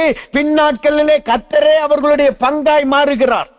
கர்த்தரே அவர்கள் சுதந்திரமாய் மாறுகிறார். அதை காட்டிலும் ஏசாயாவின் புஸ்தகம் 58வது அதிகாரம் 8வது வசனத்தை நீங்க படிச்சு பார்த்தீங்கன்னா இந்த துளிர்த்த கோலை குறித்ததான அந்த வார்த்தை சொல்லுது பாருங்க. ஏசாயா 58:8 சொல்லுகிறது, அப்பொழுது விடியற்கால வெளுப்பை போல உன் வெளிச்சம் எழும்பி உன் சுக வாழ்வு சீக்கிரத்தில் துளிர்த்து நீ உன் நீதி உன் முன்னே செல்லும், கர்த்தருடைய மகிமை உன்னை பின்னாலே காக்கும். இந்த துளிர்த்த கோலின் அனுபவம் என்பது என்ன? நம்முடைய சுக வாழ்வு துளிர்க்கிறதை காட்டுகிறது. அவருடைய மகிமை நம்மளை பின்னாக காத்து கொள்ளுகிறதை காட்டுகிறது. கர்த்தருடைய நீதி நமக்கு முன்பாய் கடந்து சொல்லுகிறதை காட்டுகிறது. அப்ப இது இன்னொரு வார்த்தையில சொல்ல போனா கர்த்தரால் ஆசீர்வதிக்கப்பட்ட அனுபவத்தை காட்டுகிறது. கர்த்தரால் சுக வாழ்வு அடைகிறதை காட்டுகிறது. அப்ப நம்முடைய வாழ்க்கையிலே தேவ பெட்டி காணப்பட்டாங்க. என்ன இருக்குமா? தேவனுடைய சுக வாழ்வு நம்முடைய இடத்துல இருக்கும். அது எப்பேற்பட்ட வியாதியா இருந்தாலும் அது நம்மளை குணப்படுத்தும். எப்பேற்பட்ட பொருளாதார பிரச்சனையா இருந்தாலும் அதை நம்மளை மாற்றி போடும். இந்த சுக வாழ்வு நம்முடைய வாழ்க்கையிலே துளிர்த்து கொண்டே காணப்படும். அந்த பெட்டிக்குள் வைக்கப்படும் பொழுது அந்த கோல் ஒரு பச்சையான கோல், ஒரு காய்ந்து போன கோல், அது மரத்திலிருந்து வெட்டப்பட்ட கோல். அது இனிமே தரையில வச்சா அது வேறுட்டு அந்த வேர்ல இருந்து பலன் வந்து கிளை வந்து அதுக்கப்புறம் தான் பழங்கள் வர முடியும். அதுக்கு சாத்தியக்கூறு ரொம்ப கம்மி. ஆனா என்ன நடக்குது? பெட்டியில வச்சு அடுத்த நாள் அவர்கள் பார்க்கிறார்கள், கர்த்தர் அந்த கோலை துளிர்க்க பண்ணினார். அப்ப தேவனுடைய பெட்டி நம்முடைய வாழ்க்கையில இருக்கும் பொழுது நம்முடைய வாழ்க்கையில எல்லா வெட்டப்பட்ட சூழ்நிலைகள், காய்ந்து போன அனுபவங்கள், துண்டிக்கப்பட்ட அனுபவங்களை தேவ சமூகத்தில் கொண்டு வந்து அவருடைய அதிகாலை கிருபையினால் நாம் நிரப்பும் பொழுது என்ன நடக்கும்? அந்த கிருபை நம்மளை மூடி நம்முடைய எல்லா உலர்ந்து போன, துளிர் பெற்று போன, உடைக்கப்பட்ட, வெட்டப்பட்ட, காய்ந்து போன அனுபவங்கள் துளிர்த்து அது கனிகளை கொடுக்கிறதாய் மாறும். அந்த என்ன ஆகமத்தின் புஸ்தகம் 17வது அதிகாரம் 8வது வசனத்தை நீங்க படிச்சு பார்த்தீங்கன்னா அந்த வசனம் இப்படியாய் சொல்லுகிறது. மறுநாள் மோசே சாட்சியின் கூடாரத்துக்குள் பிரவேசிக்கும் போது லேவியன் குடும்பத்தாருக்கு இருந்த ஆரோனின் கோல் துளிர்த்திருந்தது. அது துளிர்விட்டு பூ பூத்து வாதுமை பழங்களை கொடுத்தது. இந்த துளிர் விடுகிற அனுபவம் என்பது என்ன? அது நமக்கு சுகவாழ்வு கொடுக்கிறது மாத்திரமல்ல, அது கனிகளை கொண்டு வருகிறதாய் காணப்படுகிறது. அதற்குள்ளே மனம் நிறைந்த பூக்களை உடையதாய் காணப்படுகிறது. அப்படின்னா என்ன அர்த்தம்? நம்மளிடத்துல வர்றவங்களுக்கு நம் ஒரு வாசனை திரவியத்தின் பூக்களை போல காணப்படுவோம். நம்மளிடத்துல வருகிறவர்களுக்கு அவர்களுக்கு கனி கொடுக்கிறவர்களாய் நாம் காணப்படுவோம். அதுதான் நமக்குள்ளாய் இருக்கிற மகிழ்ச்சியை காட்டுகிறது. நம்மளிடத்துல துக்கத்தோடு அவங்க வருவாங்க, வேதனையோடு அவங்க வருவாங்க. நம்மகிட்ட பேசி ஒரு நிமிஷம் பேசினானா உடனே அவர்கள் துக்கமெல்லாம் மாறி போயிடும், அவர்களுடைய வருத்தம் எல்லாம் மாறி போயிடும். அவர்கள் சந்தோஷத்தின் கனியை புசிக்கிறவர்களாய் மாறுவார்கள். அவர்கள் வருத்தத்தோடும் துக்கத்தோடும் வந்தவங்க இப்ப திரும்பி போகும்போது கனியை புசித்து திருப்தியாய் கடந்து போவார்கள். இது ஒரு தேவ பிள்ளைகள் வாழ்க்கையில காணப்படுகிற பெட்டியின் அடையாளம். மூன்றாவதா அந்த பெட்டிக்குள் என்ன காணப்படுகிறது?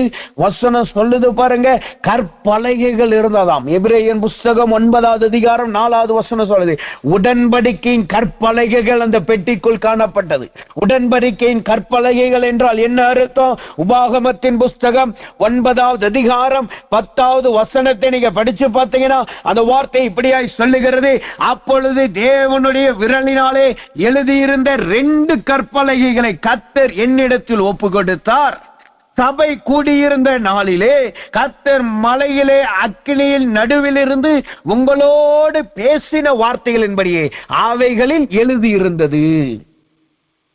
இந்த வார்த்தை சொல்லுது பாருங்க, கற்பலகை என்பது தேவனால் கொடுக்கப்பட்ட, அவரால் அருளப்பட்ட தம்முடைய வார்த்தைகள். அதுதான் நம்முடைய வேதாகமம். அப்ப நம்முடைய வாழ்க்கையில இந்த மகிழ்ச்சி இருக்க வேண்டும். அல்லது ஒரு மனுஷன் கர்த்தருக்குள்ளாய் மகிழ்ச்சியா இருக்கிறான், அவன் தேவன் நன்மையை பெற்றிருக்கிறான் என்றால் என்ன அர்த்தம்? அவனுடைய வாழ்க்கையில இந்த பெட்டி இருக்கு.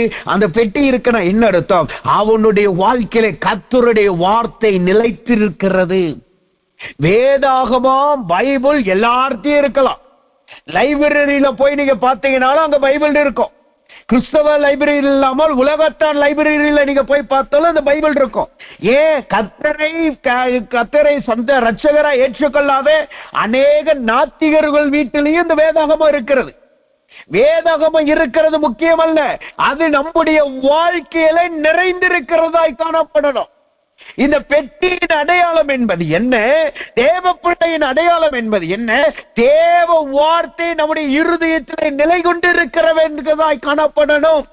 நம்மளை தோண்டி பார்த்தால், நம்மளை திறந்து பார்த்தால் நம்முடைய வாயிலிருந்து புறப்படுகிற வார்த்தை தேவ வார்த்தையா இருக்கணும். அதுல இன்னொரு காரியத்தை அந்த வசனம் சொல்லுது பாருங்க, அது ஒரு கற்பலகை தான், அது தேவ வார்த்தை தான்.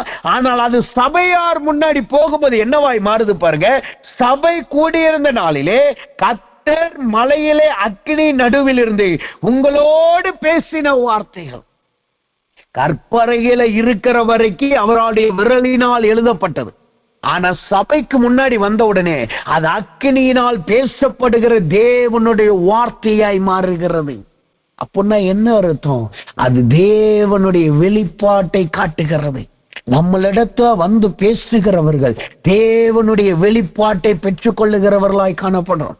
ஒருத்தவங்க சோர்ந்து வர்றாங்களா, ஒருத்தவங்க கேள்விக்குறியோடு வர்றாங்களா, சந்தேகத்துல வர்றாங்களா, அல்லது என் வாழ்க்கை என்னவா போக போகிறதோ என்று யோசனையோடு வர்றாங்களா, அவர்களுக்கு தேவனுடைய வார்த்தையை நாம் கொடுக்கணும். அந்த வார்த்தை எப்படிப்பட்ட வார்த்தையா இருக்கணும்? அக்கினியின் வார்த்தையா இருக்கணும். இந்த அக்கினி என்ன செய்யும்? தேவையில்லாத அசுத்தங்களை சுட்டெரித்து போடுகிறதாய் காணப்படுகிறது. தேவையில்லாத அசுத்தங்களை சுட்டெரித்து போடுகிறதாய் காணப்படுகிறது. அப்ப ஒரு தேவ பிள்ளையினுடைய வாழ்க்கையிலே இந்த கர்த்தருடைய வார்த்தை இருந்தால் எப்படி இருக்கணுமா? அது சபையார் முன்னாடி போகும் பொழுதே, மற்ற ஜனங்கள் முன்னாடி போகும் பொழுதே அது கர்த்தருடைய அக்கினியின் வார்த்தைகளாய் வெளிப்படணும். தேவனே அவர்களிடத்தில் நேராய் பேசுகிறதாய் மாறணும். யோசித்து பாருங்க, நம்முடைய வாழ்க்கையில இந்த 3 அடையாளங்கள் இருக்கிறதா? இந்த தேவ பெட்டியின் அடையாளம் நம்முடைய வாழ்க்கையில இருக்கிறதா? நாம் அதிகாலையிலே ஒவ்வொரு நாளும் தேவனுடைய மன்னாவை நாம் பெற்றுக் கொள்ளுகிறோமா? அதிகாலையிலே தேவ சமூகத்தில் வந்து தேவ கிருபையை நாம் பெற்றுக் கொள்ளுகிறோமா? அல்லது நம்முடைய வாழ்க்கையில துளிர்த்த கோலின் ஆசீர்வாதங்கள் இருக்கிறதா? நாம் அந்த கனியை புசிக்க முடிகிறதா? நம்மளிடத்தில் வாசல் என்கிற பூக்களும் கனிகளை புசிக்கத்தக்கதான கனிகளும் காணப்படுகிறதா? அல்லது தேவனுடைய வார்த்தை நமக்குள் நிலைத்திருந்து அநேகருக்கு அது அக்கினியின் தேவனுடைய வார்த்தைகளாய் மாறுகிறதா என்பதை நிதானித்து பார்ப்போமாக. இது இருக்கும் என்றால் நம்முடைய வாழ்க்கையிலே கண்டிப்பாய் தேவனுடைய நன்மையாகிய மகிழ்ச்சி காணப்படும். கண்டிப்பாய் தேவனுடைய நன்மையாகிய மகிழ்ச்சி காணப்படும். அப்ப இந்த தேவ சமூகத்துல வந்திருக்கிற நாம் இந்த இரவு நேரத்துல கர்த்தர்ட்ட ஒப்பு கொடுக்க போறோம். ஆண்டவரே, எனக்கு மனுஷனுக்கு 2 நன்மையை வச்சிருக்கேன்னு சொன்னீர். அதுல இந்த முதலாவது மகிழ்ச்சி என்கிற நன்மை எனக்கு கொடுங்க ஆண்டவரே என்று கேளுங்க. மகிழ்ச்சி எனும் நன்மை எனக்கு கொடுங்க ஆண்டவரேன்னு சொல்லுங்க. ஆண்டவரே, என் வாழ்க்கையிலே என் துன்பத்திலும் என் போராட்டத்திலும் நான் பவுல போல காணப்படணும் என்று ஒப்பு கொடுப்போமாக. அப்ப வசனம் சொல்லுது, நன்மை அவருக்கு அடங்கி இருக்கிறவர்களுக்கு அவர்கள் வாழ்நாள் முழுக்க தம்முடைய நன்மையினால் அவர்களை திருப்தியாக்குகிறார். அந்த நன்மை எப்படிப்பட்ட நன்மை? பிரசங்கி 3:12 சொல்லுது, அதுதான் மகிழ்ச்சி என்னும் நன்மை. அங்க 2 நன்மை பார்த்தோம். அதுல ஒரு நன்மை தான் இன்று நம்மளால் தியானிக்க முடிந்தது. அந்த முதல் நன்மை என்ன? மகிழ்ச்சி என்னும் நன்மை. இந்த மகிழ்ச்சி என்னும் நன்மை வந்துருச்சுன்னா எப்போதும் நாம் சந்தோஷமா இருப்போம், எப்பொழுதும் மனரம்யமாய் இருப்போம். ஏன்னா கர்த்தருடைய பலன் நம்மளோடு இருக்கிறது. இந்த மகிழ்ச்சி என்ன நன்மை நம்முடைய வாழ்க்கையில இருக்கும் என்றால் அதற்கு அடையாளம் என்ன? தேவ பெட்டி நம்முடைய வாழ்க்கையில இருக்கும். தேவ பெட்டி என்றால் என்ன? அது 3 காரியங்களை அடங்கினது. 1, அவருடைய மன்னாவாகிய கிருபை, அவருடைய துளிர்த்த கோலாகிய தேவனுடைய கனிதரும் அனுபவம், 3வது அவருடைய கற்பாறையாகிய தேவனுடைய அக்கினிமயமான வார்த்தைகள். அப்ப இந்த 3 நம்முடைய வாழ்க்கையில இருந்தா நமக்குள் மகிழ்ச்சி இருக்கு, நமக்குள் தேவனுடைய பெட்டி இருக்கிறது. அப்ப இப்பொழுது எல்லாரும் கண்களை மூடுவோம். எல்லாரும் தேவ சமூகத்துல கேளுங்க, ஆண்டவரே, எனக்கு இந்த மன்னாவினால் இந்த அனுபவத்தினால் நிரப்புங்க ஆண்டவரே என்று சொல்லுங்க. எனக்கு இந்த மகிமையின் வல்லமையினால் நிரப்புங்க ஆண்டவரே என்று சொல்லுங்க. எனக்கு இந்த மகிழ்ச்சியை கொடுங்க ஆண்டவரே என்று ஒப்பு கொடுப்போமா? எல்லாரும் தேவ சமூகத்துல ஒப்பு கொடுப்போம். எல்லாரும் ஜெபிக்க ஆரம்பிப்போம்.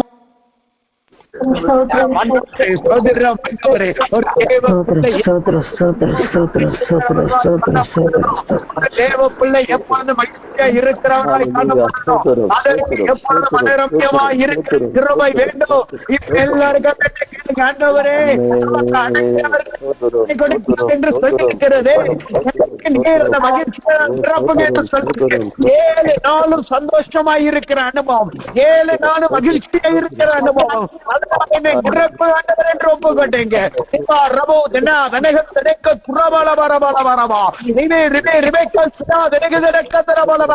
அந்த கிறிஸ்துவின் பலன் இந்த இரவு நேரத்தில் கர்த்தர் நம்மளை நிரப்புகிறார். நம் மனரம்ய உள்ளவர்களாய் நாம் மாறுகிறோம்.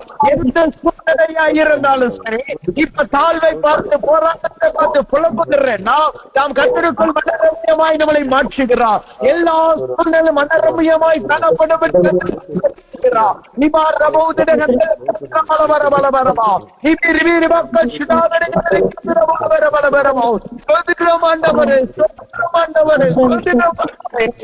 சொல்லுங்க, எந்த சூழ்நிலை மனரமியமாயிருப்பேன் நான் ஜெபிக்கிறவனாய் என் புதிய அநேகருக்கு கேட்கப்படுகிறவனாய் நான் காணப்படுவேன். அப்பொழுது நான் உமக்காய் இருப்பேன் ஆண்டவரே.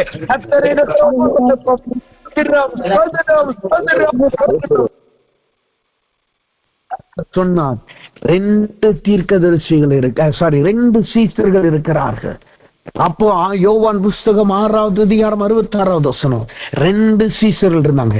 ஒன்னு அநேக சீசர்கள், 2வது 12 சீசர்கள்.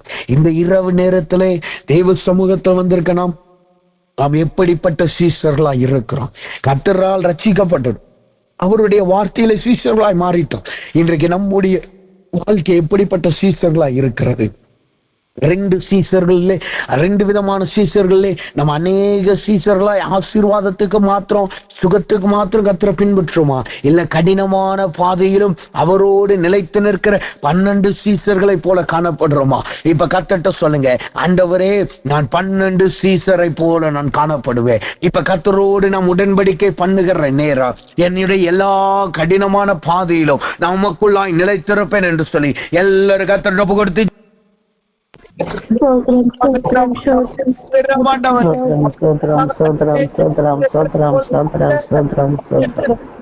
போல எல்லா குற்றமான காரியத்தோடு நிலைத்திருப்போம் கர்த்தாவே. லீபா ரகோகடத்த பலவரமா சுதந்திரம் ஆண்டவரே. அடுத்தது எல்லாரும் கர்த்தருக்கு ஆண்டவரே தேவ பெரிய வாழ்க்கையில இருக்கட்டும். ஒவ்வொரு நாளும் தேவ கிருபையிலே நிரப்பட்டோம். தேவ கிருபையினால் பிரச்சனைகளை மேற்கொள்கிற தேவ கிருபையினால்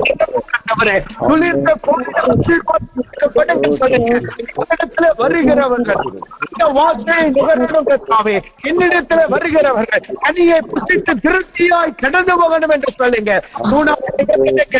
ஆண்டவரே உங்களுடைய கற்பாறையின் வார்த்தைகளின் இருதயத்தில் தங்கியிருப்பதாக அது ஜனங்களுக்கு அக்கினியின் வார்த்தைகளாய் கடந்து போகட்டும் கர்த்தாவே. பகிர்ந்து கொள்கிறவனா என்று நீர் பயன்படுத்த வேண்டும் என்று ஒப்புக்கொண்டீங்க. கர்த்தர் தேவ பெட்டியை வாழ்க்கையில கொண்டு வருகிறார். அது தாவீதுக்கு மகிழ்ச்சியாய் மாறினது. மகிழ்ச்சியை கர்த்தர் கொண்டிருக்கிறார். அவர் மன்னாவை கொண்டிருக்கிறார். அவர் கோதுமை வாழ்க்கையில வருகிறது.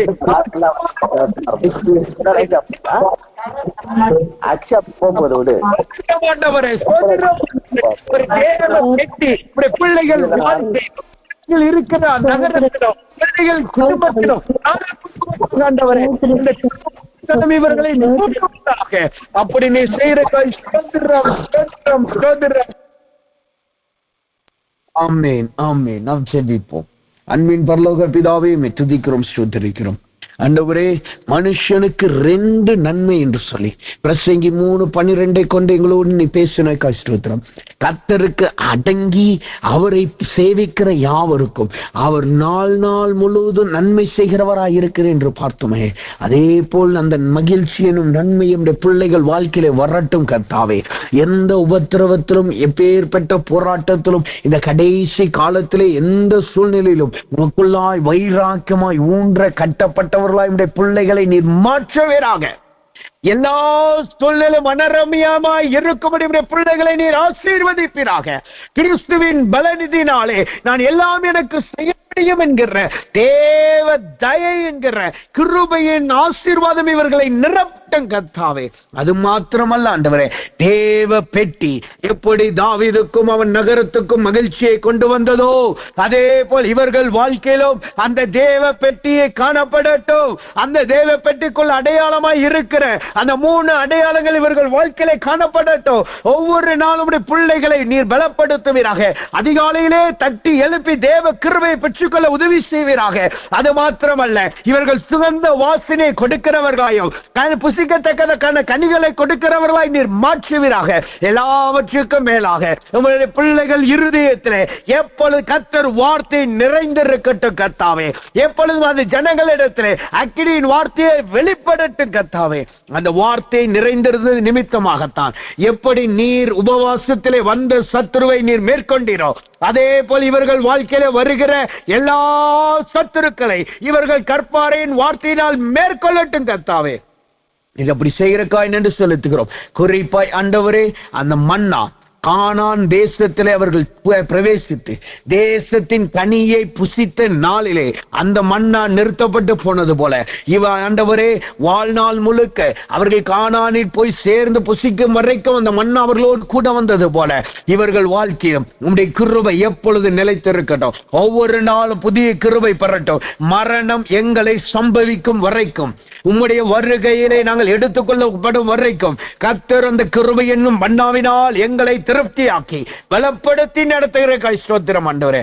அப்பா, எல்லாவற்றுக்கும் மேலாய் இவர்களை காண்கிறவர்கள், இவர்களை குறித்து கேள்விப்படுகிறவர்கள், ஆண்டவரே இவர்கள் அருகிலே வருகிறவர்கள், இவர்கள் எப்பொழுது சந்தோஷமும் மனமகிழ்ச்சியுமாய் இருக்கிறதை காணத்தக்கதான பெரிதான கிருபையினால் நிரப்பி நீர் ஆசீர்வதிப்பீராக. அப்படி நீ செய்யறக்கான என்று செலுத்துகிறோம். அந்த மனுஷனின் நன்மையுடைய பிள்ளைகளாய் எங்களுக்கு நீர் கொடுத்ததுக்கான என்று செலுத்துகிறோம். எல்லா துதிக நன்மையும் அமைக்க செலுத்துகிறோம். இயேசுவின் நாமத்தில் ஜெபிக்கிறோம் நல்ல பிதாவே. ஆமென், ஆமென். நாம் யாவரும் சேர்ந்து கர்த்தரை நாமத்தை ஸ்தோத்திரி. ஆத்மாவே கர்த்தரை ஸ்தோத்திரி. கர்த்தர் செய்த சகல உபகாரங்களை மறவாதே. தேவனுடைய அன்பும் பரிசுத்தாவியானவருடைய அன்பிற்கு ஸ்தோத்திரம் இன்றும் என்றும் சதா காலமும் நம் யாவரோடு கூட இருந்து அந்த நன்மை என்னும் மகிழ்ச்சியினால் நம்மளை நிரப்பி ஆசீர்வதித்து நம்மளை நடத்துவாராக. ஆமேன், ஆமேன், ஆமேன்.